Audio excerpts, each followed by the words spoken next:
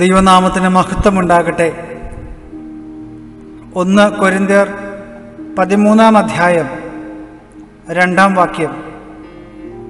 എനിക്ക് പ്രവചനവരമുണ്ടായിട്ട് സകല മർമ്മങ്ങളും സകല ജ്ഞാനവും ഗ്രഹിച്ചാലും മലകളെ നീക്കുവാൻ തക്ക വിശ്വാസം ഉണ്ടായാലും സ്നേഹമില്ല എങ്കിൽ ഞാൻ ഏതുമില്ല. മനോഹരമായ ഒരു ദിവസം കൂടി ദൈവം നമ്മുടെ ജീവിതത്തിലേക്ക് ദാനമായി തന്നു.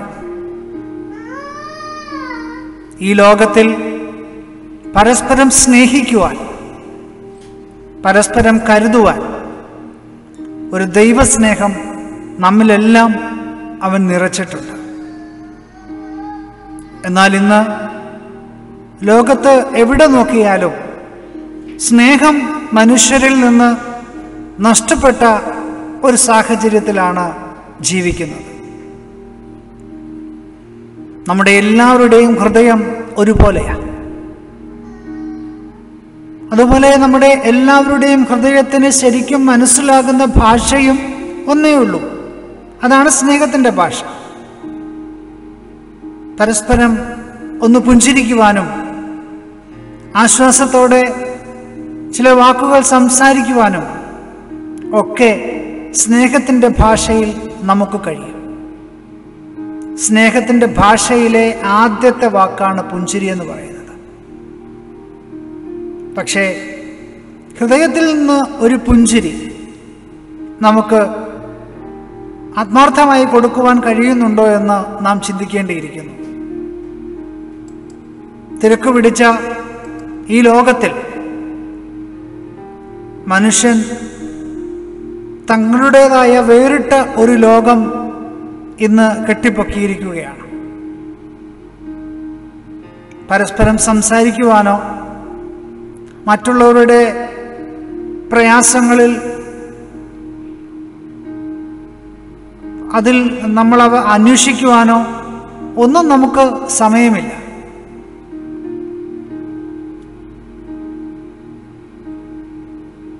നമുക്ക് തന്നെ അറിയാം, നമ്മുടെ കുടുംബത്തിൽ തന്നെ ശരിക്കും പറഞ്ഞു കഴിഞ്ഞാൽ കൂട്ടായ്മകളുടെ ബന്ധം കുറഞ്ഞു വരികയാണ്.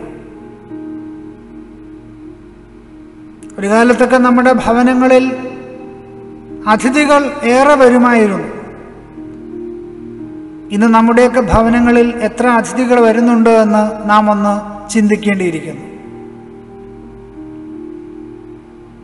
ഒന്ന് ചിന്തിക്കണം, നമ്മുടെയൊക്കെ ഭവനങ്ങളിൽ ഇന്ന് ഗസ്റ്റുകൾ വരുന്ന അല്ലെങ്കിൽ അവരുടെ എണ്ണം കുറയുന്നുണ്ടോ എന്ന്. ഇല്ലായ്മയുടെ കാലത്ത് പരസ്പരം സ്നേഹോഷ്മളമായ ഒരു ബന്ധം ബന്ധുക്കളിലും അയൽവാസികളിലും കൂട്ടുകാരിലും ഒക്കെ നിലനിന്നിരുന്നു. ഇന്നെവിടേക്കോ ആ ബന്ധങ്ങളിൽ വിള്ളലുകൾ സംഭവിച്ചിരിക്കുകയാണ്. നിലനിൽക്കുന്ന കൂട്ടായ്മ പലപ്പോഴും അത് തെറ്റിൻ്റെ കൂട്ടായ്മയാണ്. ഒന്നുകിൽ മദ്യപാനം ഒക്കെ ഉള്ള ഒരു കൂട്ടായ്മയായിരിക്കാം ചിലപ്പോൾ നിലനിൽക്കുന്ന ഒരു കൂട്ടായ്മ. ഇവിടെ ഒന്നാമത്തെ വില്ലൻ എന്ന് പറയാം നമുക്ക്. മൊബൈൽ തന്നെ ഒരു വലിയ വില്ലൻ തന്നെയാണ്. TV വലിയൊരു വില്ലനാണ്.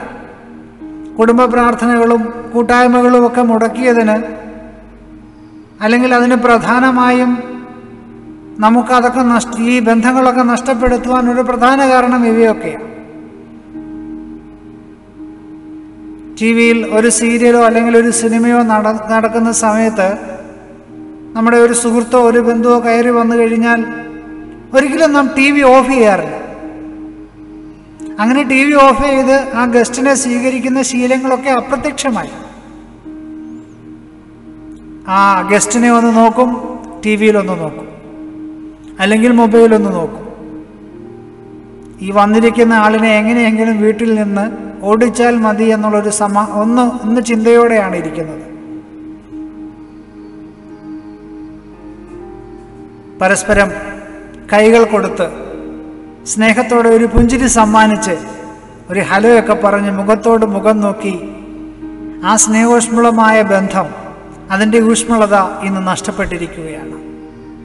തീർച്ചയായും നവമാധ്യമങ്ങൾക്ക് വലിയൊരു പങ്കുണ്ട്.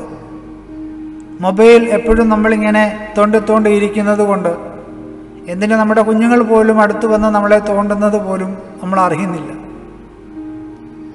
കാണപ്പെടുന്ന സഹോദരങ്ങളെ സ്നേഹിക്കാതെ, അവരോട് സംസാരിക്കാതെ, കാണപ്പെടാത്ത ആരോ ഒരുവനോട്, അതാരെന്ന് പോലും അറിയാത്തവരോട് നിശ്ചയമില്ലാതെ ചാറ്റിക്കൊണ്ടിരിക്കുന്ന യുവജനങ്ങളും ബാലന്മാരും ബാലികമാരും വൃദ്ധജനങ്ങളും ഒക്കെയാണ് ഇന്നത്തെ തലമുറയുടെ ശാപം.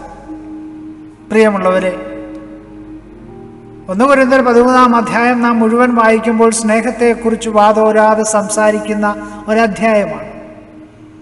എനിക്കുള്ളതെല്ലാം അന്നദാനം ചെയ്താലും എൻ്റെ ശരീരം ചുടുവാൻ ഏൽപ്പിച്ചാലും സ്നേഹമില്ല എങ്കിൽ എനിക്കൊരു പ്രയോജനവുമില്ല. അതെ, സ്നേഹമെല്ലാം പൊറുക്കുന്നതാണ്, എല്ലാം വിശ്വസിക്കുന്നു, എല്ലാം പ്രത്യാശിക്കുന്നു, എല്ലാം സഹിക്കുന്നു.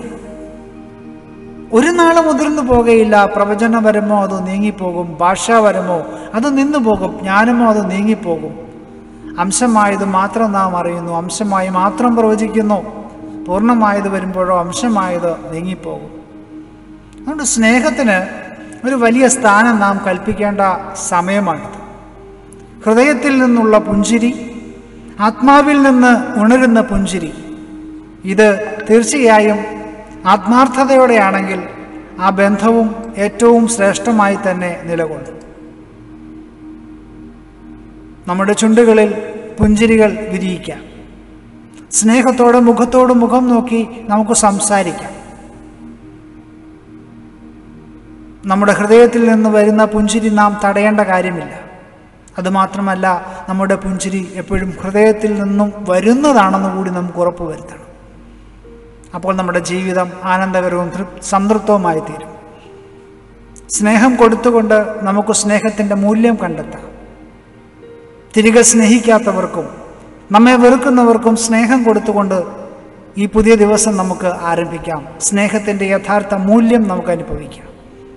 അതുകൊണ്ട് ഈ പുതിയ ദിവസം അതിനുവേണ്ടിയുള്ളതായിരിക്കട്ടെ എന്ന് ആത്മാർത്ഥമായി ആഗ്രഹിക്കുകയാണ്. എല്ലാവരുടെയും ജീവിതത്തിൽ സ്നേഹിക്കപ്പെടുവാനുള്ള ഒരു ദിവസമായി ഇന്നത്തെ ദിവസം മാറട്ടെ. എല്ലാവരെയും ദൈവം ധാരാളമായി അനുഗ്രഹിക്കട്ടെ എന്ന് പ്രാർത്ഥിക്കുന്നു. ആമേൻ.